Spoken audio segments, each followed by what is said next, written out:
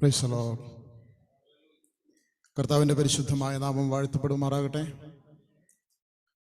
ആലയത്തിലേക്ക് കടന്നു വന്നു സൂമാപ്പിലൂടെയും ഇതിൽ പങ്കെടുത്തുകൊണ്ടിരിക്കുന്ന എല്ലാ പ്രിയപ്പെട്ടവർക്കും വീണ്ടും വരുന്നവനായ യേശുക്രിസ്തുവിൻ്റെ നാമത്തിൽ എൻ്റെ സ്നേഹവന്ദനത്തെ അറിയിക്കുന്നു. പിതാവായ ദൈവത്തിൽ നിന്നും കർത്താവായ യേശുക്രിസ്തുവിൽ നിന്നും ഏവർക്കും കൃപയും സമാധാനവും നൽകി ദൈവം അനുഗ്രഹിക്കുമാറാകട്ടെ.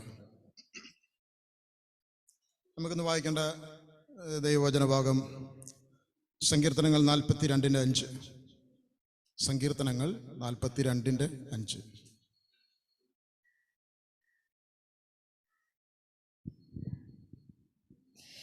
എന്റെ ആത്മാവേ, നീ വിഷാദിച്ച് ഉള്ളിൽ ഞരങ്ങുന്നതെന്ത്? ദൈവത്തിൽ പ്രത്യാശ വയ്ക്കുക. അവൻ എൻ്റെ മുഖപ്രകാശ രക്ഷയും എൻ്റെ ദൈവവുമാകുന്നു. എന്നിങ്ങനെ ഞാൻ ഇനിയും അവനെ സ്തുതിക്കും. സ്തോത്രം. നിൻ വചനം ധ്യാനിക്കുമ്പോൾ എൻ ഹൃദയം ആശ്വസിക്കും. നിൻ വചനം ധ്യാനിക്കുമ്പോൾ എൻ ഹൃദയം ആശ്വസിക്കും.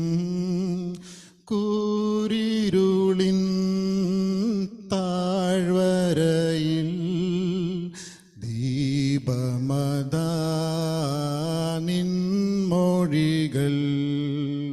കൂരിരുളിൻ താഴ്വരയിൽ ദീപമദാ നിൻമൊഴികൾ. തിരുക്കരത്താൽ വഹിച്ചു എന്നെ തിരുഹിതം പോൽ നടത്തണമേ.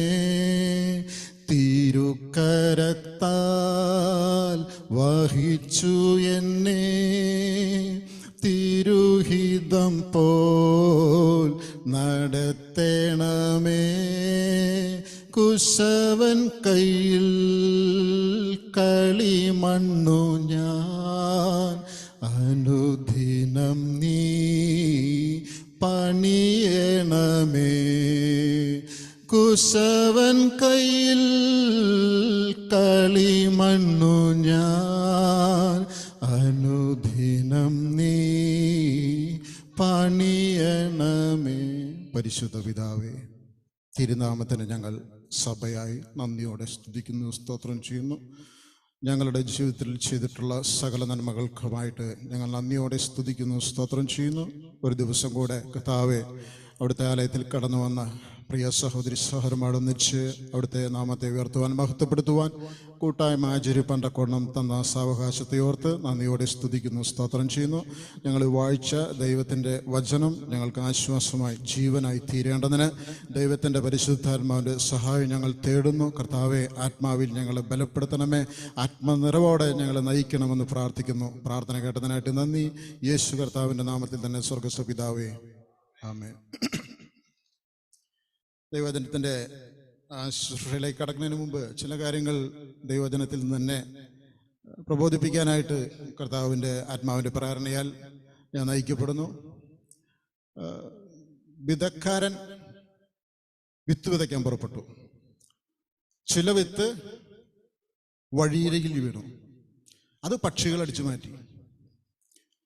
പിന്നെ ചിലത് അധികം മണ്ണിളക്കമില്ലാത്ത പാറ പോലുള്ള സ്ഥലത്ത് വീണു. സൂര്യൻ ഉദിച്ചപ്പോൾ അതിൻ്റെ വേര് ഉള്ളിലേക്ക് ഇറങ്ങാത്തത് കാരണം പെട്ടെന്ന് വാടിപ്പോയി. അപ്പം അത് ചൂട് കൊണ്ടുപോയി. പിന്നെ മൂന്നാമത് വീണത് മുള്ളിനിടയില. ആ മുള്ള് ഈ വിത്തിനെ ഞെരുക്കി കളഞ്ഞത് മൂലം എന്ത് ചെയ്തു? അതിന് ഫലം കൊടുക്കാൻ പറ്റാത്ത രീതിയിൽ അത് നശിച്ചുപോയി. പിന്നെ വീണ സ്ഥലമാണ് നല്ല നിലത്ത് വീണ സ്ഥലം. അവിടെ എന്ത് സംഭവിച്ചു? അവിടെ പക്ഷികൾക്കോ ചൂടിനോ അല്ലെങ്കിൽ സൂര്യൻ്റെ ചൂടിനോ മുള്ളുകൾക്കോ ഞെരുക്കിക്കളയാൻ പറ്റാത്ത വിധത്തിൽ ക്ഷമയോടുകൂടി കേട്ട വചനം സംഗ്രഹിച്ച് ഫലം കൊടുത്ത സ്ഥലമാണ് നല്ല നിലം. സ്തോത്രം. അല്ല, പക്ഷികൾ കൊണ്ടുപോയി എന്ന് പറഞ്ഞാൽ എന്താ സംഭവം?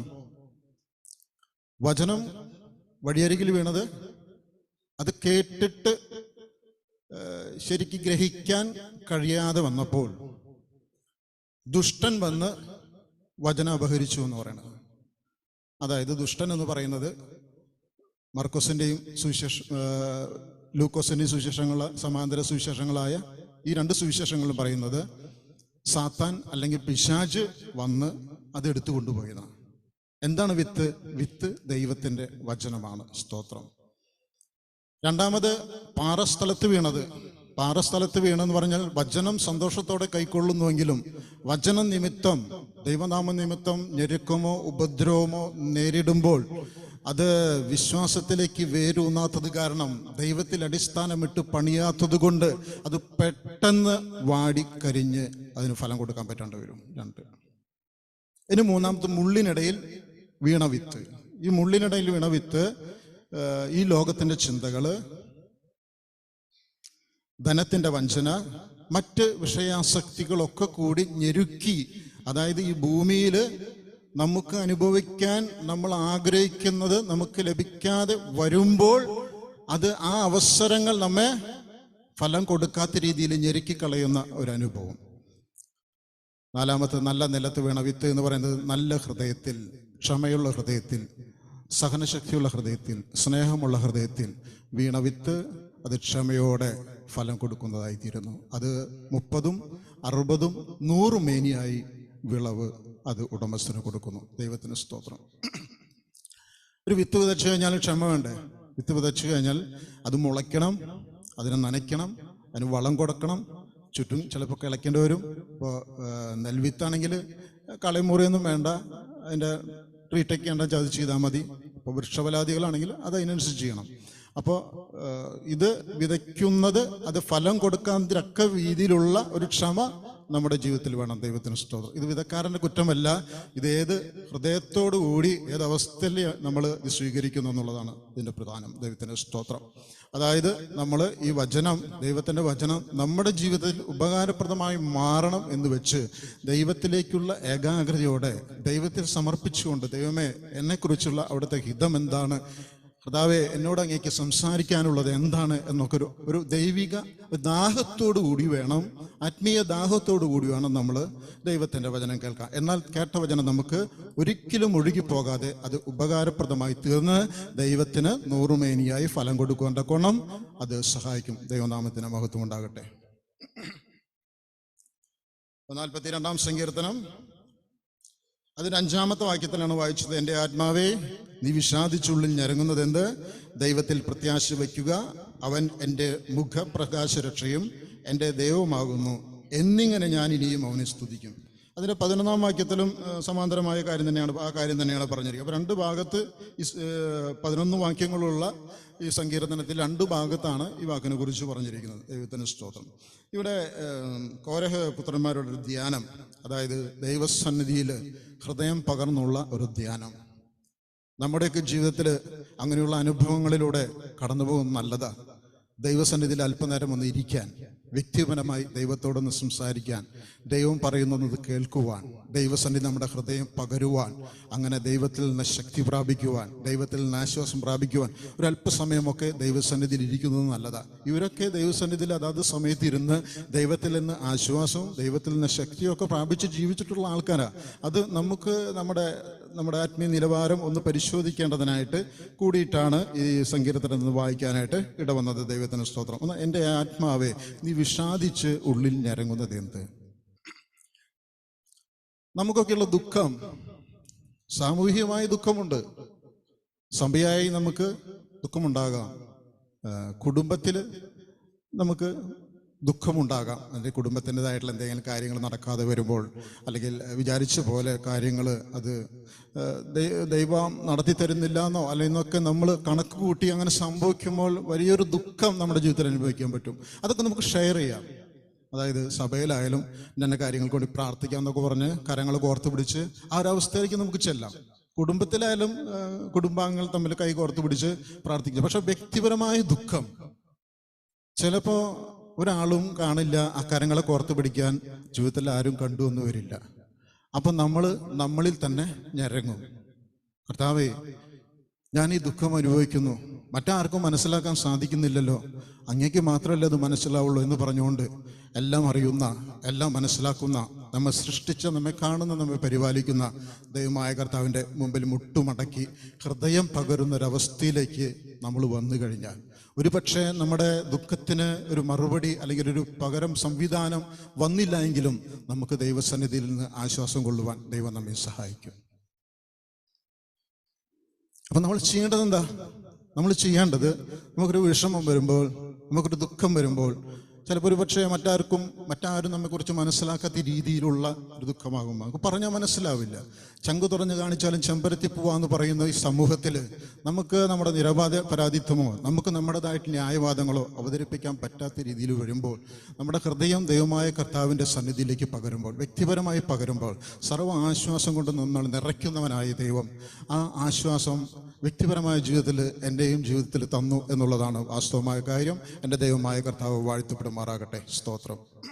എൻ്റെ ആത്മാവെ, നീ വിഷാദിച്ച് ഉള്ളിൽ ഞരങ്ങുന്നത് എന്ത്? അപ്പം ആത്മാവിന് വിഷാദിക്കേണ്ട കാര്യമില്ല.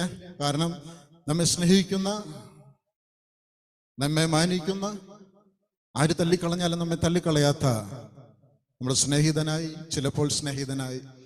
ചിലപ്പോൾ ഒരു പിതാവായി, നമ്മൾ ഏതവസ്ഥയിലായിരിക്കും. ഒരു മകൻ്റെ ദുഃഖമാണ് നമ്മൾ അനുഭവിക്കുന്നെങ്കിൽ ഒരു പിതാവിൻ്റെ സ്നേഹവുമായി അവൻ അവിടെ വരും. ഒരു സ്നേഹിതനിൽ നിന്നുള്ള ദുഃഖമാണ് നാം അനുഭവിക്കുന്നതെങ്കിൽ ഒരു പ്രിയ സ്നേഹിതനായി കർത്താവ് നമ്മുടെ സന്നിധി വരും. ഒരു പിതാവിൻ്റെ ദുഃഖമാണ് നാം അനുഭവിക്കുന്നതെങ്കിൽ ഒരു മകൻ്റെ സ്നേഹവുമായി പിതാവോടെ വരും. അങ്ങനെയാണ് അവൻ എല്ലാവർക്കും എല്ലാമായി തീരുന്നവനാണ്. ദൈവത്തിന് സ്തോത്രം. നമുക്ക് ഓരോ അവസരങ്ങളുണ്ടോ ജീവിതത്തിൽ? ഇന്ന് നമുക്ക് ഇന്നലെ രാത്രി കിടന്നുറങ്ങുവാൻ കൊണ്ട് ദൈവം സഹായിച്ചു. ഇന്ന് രാവിലെ എഴുന്നേറ്റു, പ്രാഥമിക കൃത്യങ്ങളൊക്കെ നടത്തി, നമ്മുടെ ഒരുക്കങ്ങളൊക്കെ നടത്തി ദേവാലയത്തിലേക്ക് കടന്നു വരുവാൻ കാണാൻ സഹായിച്ചു. ഓരോ അവസരങ്ങളാണ്. പക്ഷേ ഈ ഓരോ അവസരങ്ങൾ നമ്മുടെ ജീവിതത്തിൽ നഷ്ടപ്പെട്ട ഒരവസ്ഥയിലായിരിക്കുകയാണെങ്കിൽ, അതായത് ഇന്നലെ രാത്രി എനിക്ക് കിടന്നുറങ്ങാൻ പറ്റില്ല, ആ ഉറങ്ങാൻ പറ്റാണ്ട് വരുമ്പോഴാണ് ഉറക്കത്തിൻ്റെ വില നമ്മൾ മനസ്സിലാക്കുന്നത്. നമ്മൾ സാധാരണ രീതിയിൽ എല്ലാ ദിവസവും ഇത്ര മണിക്ക് കിടന്നു, ഇത്ര മണിക്ക് എണീറ്റു, കാര്യങ്ങളൊക്കെ ചെയ്യുന്നു. പക്ഷെ ശ്രദ്ധിക്കില്ല, നമുക്ക് അതിൻ്റെ വില മനസ്സിലാവില്ല, ഉറക്കത്തിൻ്റെ വില മനസ്സിലാവില്ല. അത് മതി ആഹാരത്തിൻ്റെ വില. നാം കഴിക്കുന്ന ആഹാരം ചെറുതായാലും വലിയ രീതിയിലായാലുള്ള ആഹാരമായാലും നമ്മുടെ വയറ് നിറയ്ക്കുവാൻ ഒരു ആഹാരം നമുക്ക് ലഭിക്കുന്നത്, അതിൻ്റെ വില വയറ് നിറയുമ്പോൾ അറിയില്ല, അത് വിശക്കുമ്പോൾ മാത്രമേ നമുക്കതിൻ്റെ വില അറിയുള്ളൂ, അല്ലേ? നമ്മുടെ കണ്ണിൻ്റെ കാഴ്ചശക്തി അത് നമുക്കുണ്ട്. പക്ഷെ നമ്മൾ അതിൻ്റെ വില അറിയുന്നത് എന്താ? ഒരു കണ്ണ് കാണാത്തൊരു വ്യക്തിയെ കാണുമ്പോൾ നമ്മളതിനെ തിരിഞ്ഞു നോക്കുക, എനിക്ക് ദൈവം കാണാനുള്ള കാഴ്ച തന്നല്ലോ. സംസാരിക്കാൻ ശേഷിയില്ലാത്ത ഒരു ആളെ കാണുമ്പോൾ അപ്പോഴാണ് ആലോചിക്കണത്, എനിക്ക് ദൈവം സംസാര ശേഷി തന്നിട്ടുണ്ടല്ലോ. അപ്പോൾ ഓരോ അവസരവും നമുക്ക് തരുന്നത് ദൈവം, അത് ദൈവിക സൗഭാഗ്യങ്ങളുടെ ദൈവം നമ്മെ നടത്തുവാനാണ്. ഇപ്പോൾ ഉറക്കം നഷ്ടപ്പെട്ടില്ല. ഇപ്പൊ ആരോഗ്യം, നമ്മെ സംബന്ധിച്ച് ആരോഗ്യം, ഒരിക്കൽ അനാരോഗ്യം നമ്മളെ പിടികൂടുമ്പോൾ അപ്പോൾ മാത്രമാണ് ഞാൻ ആരോഗ്യവാനായിരുന്നല്ലോ എന്നുള്ള കാര്യം നമ്മൾ ചിന്തിക്കുന്നത്. അത് പ്രായമാകുമ്പോൾ ഓരോ രോഗങ്ങളൊക്കെ മനുഷ്യന് കടന്നു വരാം. പക്ഷെ നമ്മൾ ചിന്തിക്കും, ചെറുപ്പകാലത്ത് ഇന്ന കാര്യങ്ങൾ ചെയ്തു, ഇതിലും വലിയ വലിയ കാര്യങ്ങളൊക്കെ ഞാൻ ഓടി നടന്ന് ചെയ്തിട്ടുള്ളതാണ്, എന്നാൽ എനിക്ക് പ്രായമായി, എനിക്ക് സുഖമില്ലാതെ എനിക്ക് ചെയ്യാൻ പറ്റുന്നില്ല. പക്ഷെ അതിൻ്റെ വില അന്ന് നാം മനസ്സിലാക്കിയില്ല. പ്രായമാകുമ്പോൾ നമുക്ക് അനാരോഗ്യം കടന്നു വരുമ്പോൾ, ആരോഗ്യമുണ്ടായിരുന്ന കാലത്ത് ഇന്ന കാര്യങ്ങൾ ചെയ്തു എന്നുള്ള വില നമുക്ക്, അതിൻ്റെ മൂല്യം നമുക്ക് മനസ്സിലാകില്ല. പക്ഷേ ആരോഗ്യമായാലും എന്തവസ്ഥയായാലും ഒരു കാര്യം നഷ്ടപ്പെടുമ്പോൾ മാത്രമാണ് നാം അതിൻ്റെ വില അറിയുന്നത്. ഈ ലോകത്തിൽ നാം ഭൗതികമായി അനുഭവിക്കുന്ന ഓരോ നന്മകളും അതിൻ്റെ വില നമുക്ക് മനസ്സിലാകുന്നത് നമുക്ക് നഷ്ടപ്പെടുമ്പോഴാണ്. ആരോഗ്യം നഷ്ടപ്പെട്ടു, ആരോഗ്യത്തിൻ്റെ വില അറിയുമ്പോൾ നിനക്ക് ദൈവം ആരോഗ്യം മടക്കി നൽകും. നമുക്ക് തന്ന പണം, ആ പണത്തിൻ്റെ വില നമ്മെ അറിയിക്കുന്ന ഒരവസരം വരും. ആ വില അറിയിച്ചതിന് ശേഷം ദൈവം നമുക്കത് മടക്കി നൽകും. ഏത് നന്മ നമ്മുടെ ജീവിതത്തിൽ നഷ്ടപ്പെട്ടിട്ടുണ്ടോ, ഏത് സൗകര്യങ്ങൾ നമ്മുടെ ജീവിതത്തിൽ നഷ്ടപ്പെട്ടിട്ടുണ്ടോ, അതിൻ്റെ വില അറിയുമ്പോൾ ദൈവം തീർച്ചയായും ആ വില മനസ്സിലാക്കിയതിന് ശേഷം നിനക്കത് തിരിച്ചു നൽകുമെന്നാണ് ദൈവത്തിൻ്റെ അടിസ്ഥാന പ്രമാണങ്ങൾ. ദൈവത്തിന് സ്തോത്രം. അതുകൊണ്ട് എൻ്റെ ആത്മാവെ, നീ വിഷാദിച്ച് ഉള്ളിൽ ഞരങ്ങുന്നത് എന്ത്? ഒരു തരത്തിലും ഞരങ്ങേണ്ട കാര്യമില്ല. കാരണം ആര് കണ്ടില്ലെങ്കിലും നമ്മെ കാണുന്നവനാണ് ദൈവമായ കർത്താവ്. രഹസ്യത്തിലുള്ള നിന്റെ പിതാവിനോട് പ്രാർത്ഥിക്കുക. അതെ, നമ്മെ കാണുന്ന നമ്മുടെ കർത്താവിൻ്റെ സന്നിധിയിലേക്ക് ഹൃദയം പകരുവാനായിട്ട് അവസരം ഒരുക്കുമ്പോഴെല്ലാം സംശയിക്കാതെ വിശ്വാസത്തോടെ പ്രത്യാശയോടെ നമുക്ക് അവൻ്റെ സന്നിധിയിൽ മുഴങ്കാൽ മടക്കി കഴിഞ്ഞാൽ അവൻ നമുക്ക് വേണ്ട ആശ്വാസവും സമാധാനവും നൽകും എന്നുള്ളത് തന്നെയാണ് ദൈവത്തിൻ്റെ വചനം നമ്മെ പഠിപ്പിക്കുന്നത്. ദൈവത്തിന് സ്തോത്രം. അവൻ എൻ്റെ മുഖപ്രകാശരക്ഷയും എൻ്റെ ദൈവവുമാകുന്നു എന്നിങ്ങനെ ഞാൻ ഇനിയും അവനെ സ്തുതിക്കും. ഇത് സത്യവേദപുസ്തകത്തിൽ മാത്രമേ കണ്ടുള്ളൂ അങ്ങനെ ഒരു പദപ്രയോഗം. അവൻ മറ്റൊരു തർജ്ജമകളിലുണ്ടോ? അത് ഇല്ല.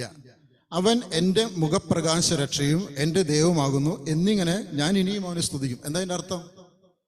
ചില വചനങ്ങളുടെ അർത്ഥം അറിയണമെങ്കിലേ ജീവിതത്തിൻ്റെ അവസരങ്ങളിലൂടെ കടന്നു പോകണം.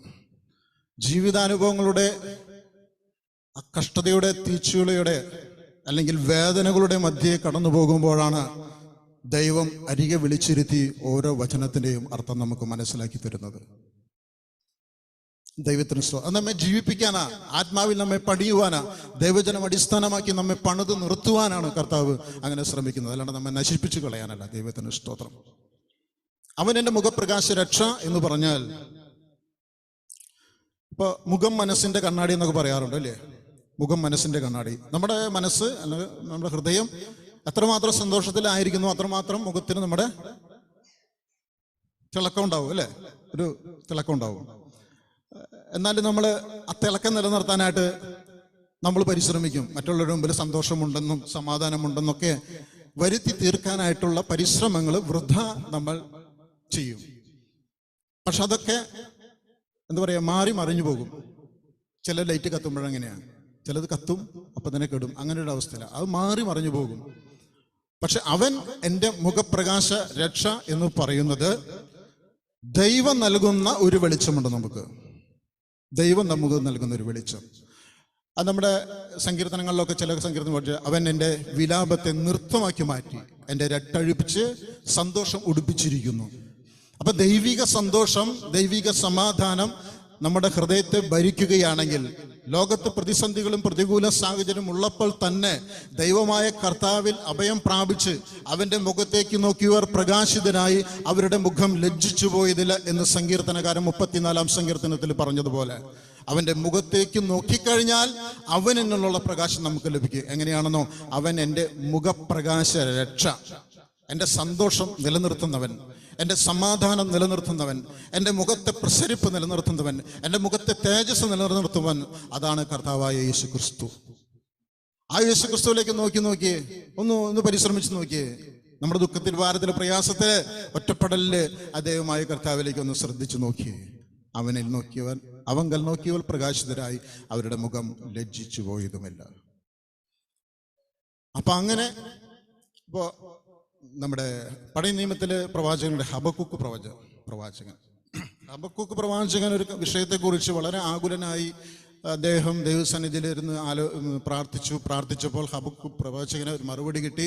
ദർശനത്തിന് ഒരു അവധി വെച്ചിരിക്കുന്നു, അത് സമാപ്തിയിലേക്ക് ബന്ധപ്പെടുന്നു, അത് താമസിക്കില്ല, അത് വരും നിശ്ചയം, എൻ്റെ നീതിമാൻ വിശ്വാസത്താൽ ജീവിക്കുമെന്നൊക്കെ പറഞ്ഞുള്ള ഒരു മറുപടി ഹബക്കൂക്ക് പ്രവാചകന് കൊടുത്തപ്പോൾ ഹബക്കൂക്ക് പ്രവാചകന്റെ ദുഃഖവും ഭാരവും പ്രയാസവും മാറിക്കൊണ്ട് അദ്ദേഹം പറയാ, നെൽവലയലുകൾ ധാന്യം തന്നില്ലെങ്കിലും, അത്തിവൃക്ഷം ഫലം തന്നില്ലെങ്കിലും, മുന്തിരിയിൽ നിന്ന് എനിക്ക് ഫലം ലഭിച്ചില്ലെങ്കിലും, ആലയിൽ നിന്ന് ആടുകൾ ഒഴിഞ്ഞു പോയാലും, ഒരു നന്മയും എനിക്ക് ഈ ഭൂമിയിൽ തന്നില്ലെങ്കിലും എൻ്റെ രക്ഷകനായ കർത്താവിൽ ഞാൻ ആനന്ദിക്കും, സന്തോഷിക്കുമെന്ന് പറഞ്ഞുകൊണ്ട് അവൻ്റെ ഹൃദയം സന്തോഷിക്കാൻ തുടങ്ങി. മുള്ളിനിടയിൽ വീണ ആ വിത്ത് ഞെരുങ്ങിപ്പോകുന്നത് പോലെ ഞെരുങ്ങി നമ്മുടെ ജീവിതം അവസാനിക്കാനായിട്ട് കർത്താവ് ആഗ്രഹിക്കുന്നില്ല. പകരം പ്രിയപ്പെട്ടവരെ, അവൻ നമ്മെ വെളിച്ചത്തിലേക്ക് നയിച്ചുകൊണ്ട്, വചനത്തിൻ്റെ അർത്ഥങ്ങൾ വെളിപ്പെടുത്തിക്കൊണ്ട്, അവങ്കിൽ ആശ്രയിക്കാനുള്ള ഒരു മനസ്സ് നമുക്ക് തന്നുകൊണ്ട്, നീ പൂർണ്ണ ഹൃദയത്തോടെ യഹോവയിൽ ആശ്രയിക്കുക, നിന്റെ സ്വന്തം വിവേകത്തിൽ ഊന്നരുത് എന്നാണ് സദൃശവാക്യങ്ങളുടെ പുസ്തകം 3-ാം അധ്യായം. സദൃശവാക്യങ്ങൾ 3-ാം അധ്യായം അതിൻ്റെ 5 നോക്കട്ടെ കേട്ടോ. 5-ാമത്തെ വാക്യമാണെന്നാണ് എൻ്റെ ഓർമ്മ.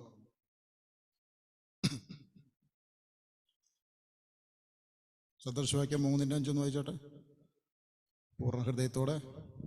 പൂർണ്ണ ഹൃദയത്തോടെ യഹോവയിൽ ആശ്രയിക്കുക, സ്വന്തം വിവേകത്തിൽ ഊന്നരുത്. പൂർണ്ണ ഹൃദയത്തോടെ ദൈവത്തിൽ ആശ്രയിക്കുക. എങ്ങനെ നമ്മള് നമ്മളൊരു ഒഴിഞ്ഞൊരവസ്ഥയിൽ പോകണം. നിസ്സഹായനായി, ആരും സഹായിക്കാനില്ലാതെ, ഒരു എത്തും പിടുത്തവും കിട്ടാതെ, ഒരു മറുപടിയും എവിടെ നിന്നും മറുപടിക്കും സാധ്യതയില്ലാതെ, ഒരു ഒഴിഞ്ഞവസ്ഥയിൽ നിസ്സഹായനായി, ഒന്നും ചെയ്യാനില്ല കർത്താവേ, എൻ്റെ പരിശ്രമങ്ങളൊക്കെയും പരാജയപ്പെട്ടു, എനിക്കിനി ഒന്നും ചെയ്യാനില്ല എന്ന് പറഞ്ഞുകൊണ്ട് ഒരു ഒഴിഞ്ഞ അവസ്ഥയിൽ ദൈവമായ കർത്താവിൻ്റെ സന്നിധിയിൽ ചെല്ലുക. ഒഴിഞ്ഞ ഹൃദയത്തോടെ കർത്താവിൻ്റെ സന്നിധിയിൽ ചെല്ലുക. അവൻ അതിനെ നിറയ്ക്കും. അവൻ ദാഹിക്കുന്നവന് തൻ്റെ ജീവജലം കൊണ്ട് തൃപ്തി വരുത്തുന്നവന്, വിശക്കുന്നവന് തൻ്റെ ആഹാരം അവൻ്റെ മന്ന കൊടുത്തുകൊണ്ട് തൃപ്തിപ്പെടുത്തുന്നവനാ കർത്താവായ ദൈവം. അതുകൊണ്ട് പൂർണ്ണ ഹൃദയത്തോടെ ദൈവത്തിൽ ആശ്രയിച്ചു നോക്കിയേ. സ്വന്തം വിവേകം എന്ന് പറഞ്ഞാൽ കുറച്ച് നമ്മുടെ ബുദ്ധിയും കുറച്ച് നമ്മുടെ പരിശ്രമം, കുറച്ച് നമ്മുടേതായിട്ടുള്ള കുറെ പ്രയത്നങ്ങളും കൂടിയിട്ടാണ് കർത്താവിൻ്റെ സന്നിധിയിൽ ചെല്ലുന്നെങ്കിൽ കർത്താവിനൊന്നും ചെയ്യാനില്ല. എന്തെങ്കിലും പ്രശ്നത്തെക്കുറിച്ചുള്ള ചിന്താഭാരം നമ്മൾ വലയ്ക്കുന്നുവെങ്കിൽ നമ്മൾക്ക് വേണ്ടി നമ്മൾ തന്നെ പ്രവർത്തിക്കുക. നമ്മൾക്ക് വേണ്ടി നമ്മൾ തന്നെ പ്രവർത്തിക്കുമ്പോൾ കർത്താവിന് എന്താ ചെയ്യാനുള്ളത്? നമ്മുടെ സകല പ്രശ്നത്തിനും പരിഹാരകനായി ഏതവസ്ഥയിലും നമ്മെ പൂർണ്ണമായി രക്ഷിപ്പാൻ പ്രാപ്തനാണ് ദൈവമെന്ന് മനസ്സിലാക്കിക്കൊണ്ട് വേണം ദൈവമായ കർത്താവിൽ ആശ്രയിക്കേണ്ടത്. മനസ്സിലായോ? അല്ലാതെ എൻ്റെതായിട്ടുള്ള കുറച്ച് പ്രവൃത്തികളും കൂടിയിരിക്കട്ടെ, പക്ഷെ ദൈവത്തിനൊന്നും ചെയ്യാനില്ല, അത് നമ്മൾ തന്നെ പൂർണ്ണമായി ചെയ്താൽ മതി. പക്ഷേ ഒന്നും ചെയ്യാനില്ലാതെ, കർത്താവേ എനിക്കൊന്നും ചെയ്യാനില്ല, ഈ കാര്യത്തിൽ അങ്ങേക്ക് മാത്രമേ എന്തെങ്കിലും ഇടപെടാൻ പറ്റുള്ളൂ, എൻ്റെ ദുഃഖത്തെ മാറ്റുവാൻ, എൻ്റെ കണ്ണുനീരിനെ മാറ്റുവാൻ അങ്ങേക്ക് മാത്രമേ സാധിക്കുകയുള്ളൂ എന്ന് മനസ്സിലാക്കിക്കൊണ്ട് ദൈവമായ കർത്താവിൽ ആശ്രയിച്ചു നോക്കിയേ. സ്വന്തം വിവേകത്തിലും ബുദ്ധിയിലും പരിശ്രമത്തിലും ആശ്രയിക്കാതെ ദൈവമായ കർത്താവിൽ പൂർണ്ണമായി ആശ്രയിക്കുമ്പോൾ എന്തു ചെയ്യും? കണ്ണീരിനെ അവൻ സന്തോഷമാക്കി മാറ്റും, വിലാപത്തെ നൃത്തമാക്കി മാറ്റും. അങ്ങനെ എൻ്റെ മുഖപ്രകാശം അത് പരിപാലിക്കുവാൻ്റെ കോണം ദൈവത്തിന് സാധിക്കും, ദൈവത്തിൽ ആശ്രയിക്കുകയാണെങ്കിൽ. അതല്ലാതെ എൻ്റെ മുഖം രക്ഷിക്കുവാനായിട്ട് എനിക്ക് സന്തോഷമുള്ളവനാണ്, സമാധാനമുള്ളവനാണെന്ന് മറ്റുള്ളവരെ കാണിക്കാൻ വേണ്ടി ജീവിച്ചതുകൊണ്ട് ഒരു പ്രയോജനവുമില്ല. നമ്മുടെ ഹൃദയത്തിൽ സന്തോഷം സമാധാനം നൽകുന്നത് ദൈവമായ കർത്താവ്. ബാക്കിയുള്ളതൊക്കെ പൊള്ളത്തരങ്ങളാണ്, അത് ബലൂൺ വീർപ്പിച്ചതുപോലെയാണ്. അതൊക്കെ പൊട്ടും, അതൊക്കെ പൊട്ടി അത് ഒഴിഞ്ഞ് ശൂന്യമായി തീരും. പക്ഷേ ദൈവമായ കർത്താവിൽ നിന്ന് സന്തോഷവും ആനന്ദവും സമാധാനം നാം പ്രാപിക്കുകയാണെങ്കിൽ അത് നിത്യമായി നിലനിൽക്കും. അതാണ് ശാശ്വതമായിട്ടുള്ള കാര്യവും. ദൈവത്തിന് സ്തോത്രം. ദാവീദ് ഒരിക്കലും ഇങ്ങനെ പറഞ്ഞു, അവർക്ക് ധാന്യവും വീഞ്ഞും വർദ്ധിച്ചപ്പോൾ ഉണ്ടായതിനേക്കാൾ അധികം സന്തോഷം ദൈവമായ കർത്താവ് എനിക്ക് നൽകിയിരിക്കുന്നു. 4-ാം സങ്കീർത്തനത്തിലാണ്. 4-ാം സങ്കീർത്തനം 7-ാമത്തെ വാക്യം. ധാന്യവും വീഞ്ഞും വർദ്ധിച്ചപ്പോൾ അവർക്കുണ്ടായതിലും അധികം സന്തോഷം നീ എൻ്റെ ഹൃദയത്തിൽ നൽകിയിരിക്കുന്നു. ഞാൻ സമാധാനത്തോടെ കിടന്നുറങ്ങും. നീയല്ലോ യഹോവേ എന്നെ നിർഭയം വസിക്കുമാറാക്കുന്നത്. ഭയം നമ്മെ പിടികൂടുമ്പോൾ നമുക്ക് ധൈര്യം തരേണ്ടത് കർത്താവാണ്. സന്തോഷം സമാധാനമില്ലാതിരിക്കുമ്പോൾ നമുക്ക് തരേണ്ടത് അതാ. കൂടെ നിന്നവർക്ക് ചിലപ്പോൾ തരാൻ പറ്റിയെന്ന് വരില്ല, ജീവിത പങ്കാളിമാർക്ക് അത് തരാൻ പറ്റിയെന്ന് വരില്ല, മക്കൾക്കത് തരാൻ പറ്റിയെന്ന് വരില്ല, നിന്റെ മാതാപിതാക്കൾക്ക് അത് തരാൻ പറ്റിയെന്ന് വരില്ല. പക്ഷേ ദൈവമായ കർത്താവിൽ ആശ്രയിക്കുമ്പോൾ മാത്രമാണ് ശാശ്വതമായ സന്തോഷവും സമാധാനവും നമുക്ക് ലഭിക്കുന്നത്. ശരിയായ നിർഭയത്വം നമുക്ക് ലഭിക്കുന്നത് ദൈവമായ കർത്താവിൽ നിന്നാണ്. അതുകൊണ്ട് സമാധാനത്തോടെ ദൈവിക വഴികളിലൂടെ നമുക്ക് നീങ്ങാൻ ഇത് മതി. ദൈവത്തിൽ നിന്നുള്ള സന്തോഷവും സമാധാനവും മതി. അങ്ങനെയാണ് അവൻ നമ്മുടെ മുഖത്തെ പ്രകാശത്തെ നിലനിർത്തുന്നത്. സമൂഹത്തിൽ ലജ്ജിതനാവാതെ, അപമാനിതനായി, തല കുനിച്ച്, നിന്ദിതനായി, പരാജിതനായി നമുക്ക് ജീവിക്കുവാൻ ദൈവം നമ്മെ അനുവദിക്കുകയില്ല. അവൻ്റെ മുഖത്തേക്ക് നോക്കിക്കഴിഞ്ഞാൽ ആ മുഖപ്രകാശം അവൻ നിലനിർത്തും. എൻ്റെ ആത്മാവെ നീ വിഷാദിച്ച് ഉള്ളിൽ ഞെരങ്ങുന്നതെന്ത്? ദൈവത്തിൽ പ്രത്യാശ വെക്കുക. ദൈവത്തിൽ പ്രത്യാശ വയ്ക്കുക, ദൈവത്തിൽ പ്രത്യാശ വയ്ക്കുക. അവൻ എൻ്റെ മുഖപ്രകാശ രക്ഷയും, അവൻ എൻ്റെ മുഖപ്രകാശ രക്ഷയും എൻ്റെ ദൈവവുമാകുന്നു എന്നിങ്ങനെ ഞാൻ ഇനിയും അവനെ സ്തുതിക്കും. ഇനിയും സ്തുതിക്കാൻ കഴിയുന്നത് നമുക്ക് ദുഃഖത്തിലായിരിക്കുമ്പോഴും പ്രയാസത്തിലായിരിക്കും, പ്രതിസന്ധിയുടെ മധ്യ ആയിരിക്കുമ്പോഴും നമുക്ക് ദൈവത്തെ ഇനിയും സ്തുതിക്കാൻ കഴിയുന്നത് ദൈവമായ കർത്താവിൽ ആശ്രയിക്കുന്നത് കൊണ്ടാണ്. അല്ലാതെ പറ്റുമോ? അല്ലാതെ പറ്റുമോ? ഒരു വിജയകരമായ ക്രിസ്തീയ ജീവിതം നമുക്ക് നൽകുന്നത് ദൈവമായ കർത്താവിൽ ആശ്രയിച്ച് മാത്രം പറ്റുള്ളൂ. അല്ലാണ്ട് നമ്മുടെ പരിശ്രമം കൊണ്ടൊന്നും ചിലപ്പോൾ നടന്നൊന്നും വരില്ല. അപ്പം അതുകൊണ്ട് നമ്മുടെ ആത്മാവ് വിഷാദിച്ച് ഉള്ളിൽ ഞരങ്ങണ്ട. ഇനി വേറൊരു സ്ഥലത്തേക്ക് പോയി കഴിഞ്ഞാൽ ഒരു നമ്മുടെ പുതിയ നിയമമായ പുസ്തകമായ 1 കൊരിന്ത്യർ ലേഖനം 10-ാം അധ്യായം. 1 കൊരിന്ത്യർ ലേഖനം 10-ാമത്തെ അധ്യായം